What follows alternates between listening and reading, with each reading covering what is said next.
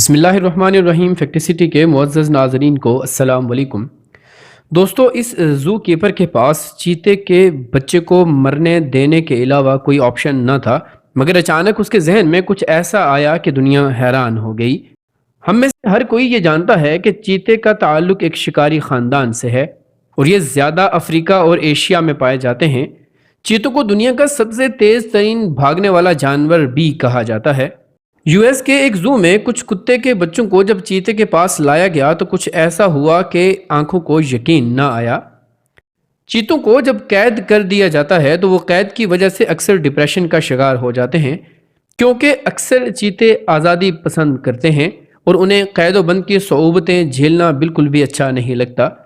अगर वो कैदोबंद में रहें तो उन्हें एंग्जाइटी अटैक्स भी होने लगते हैं और इनको इमोशनल सपोर्ट की काफ़ी ज़रूरत होती है। कुत्ते के बच्चों को जब चीते के बच्चों के साथ रखा जाए तो वो ना सिर्फ एक दूसरे को जानने लगते हैं बल्कि काफ़ी अच्छे दोस्त भी बन जाते हैं। चीते के बच्चे भी कुत्ते के बच्चों की तरह इंसानों पर ट्रस्ट करने लगते हैं। ऐसा ही कुछ कंबाली के साथ हुआ, जो जू में पैदा हुए अपने भाइयों के बरअक्स काफ़ी कमज़ोर था।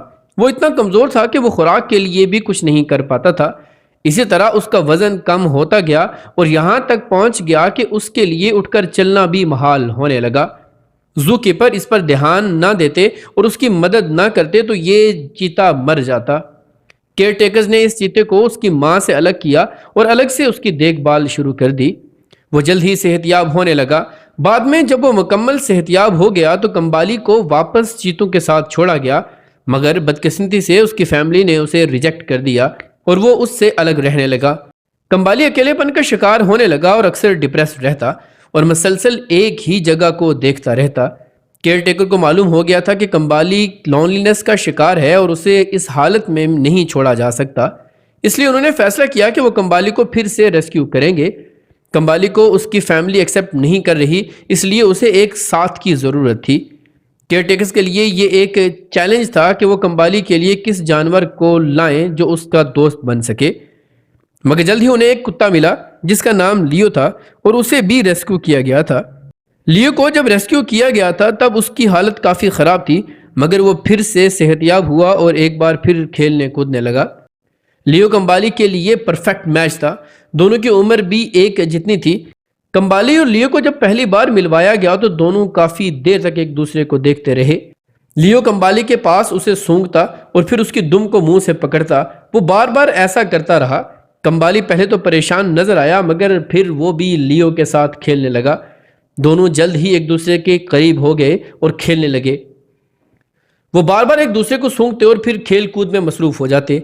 जैसे जैसे उनका वक्त साथ साथ गुजरता वो काफ़ी अच्छे से एक दूसरे को जानने लगे और एक दूसरे के साथ काफ़ी वक्त गुजारते और इनकी दोस्ती इस कदर बढ़ गई कि जू कीपर को भी उनकी दोस्ती पर रश्क आने लगा।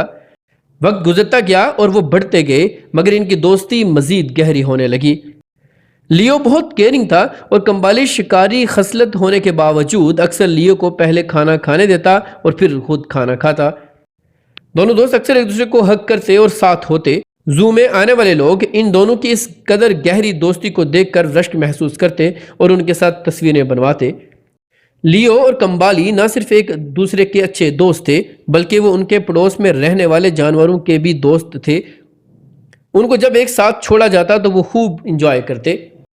लियो और कंबाली दोनों एक दूसरे के साथ बहुत खुश रहते। दोनों को कभी अपनी फैमिली की कमी महसूस ना हुई, क्योंकि वो दोनों एक दूसरे के लिए फैमिली बन चुके थे। दोस्तों, दोस्ती का रिश्ता अनमोल होता है, मगर जहां हो जाए वहां कभी किसी कुर्बानी से दरेग नहीं होनी चाहिए। उम्मीद है कि हमारी आज की ये वीडियो आपको ज़रूर पसंद आई होगी। वीडियो पसंद आने की सूरत में लाइक, शेयर और कमेंट करके अपनी आरा से हमें ज़रूर आगाह कीजिएगा। मिलते हैं अगली वीडियो में किसी नए टॉपिक के साथ। तब तक अपना और अपने से मुंसलिक तमाम लोगों का खूब ख्याल रखिएगा। फ़ी अमानिल्लाह।